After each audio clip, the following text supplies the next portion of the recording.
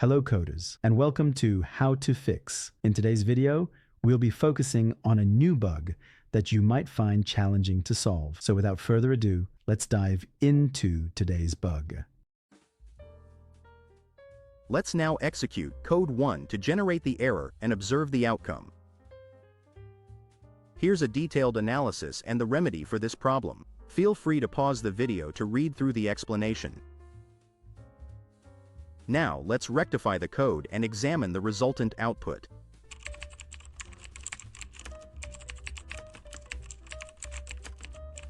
And voila! The code is working as it should and our output is spot on. The error has disappeared. That's the end of today's lesson. If you found this walkthrough practical, don't forget to press the like button and subscribe to our channel for more code repair videos.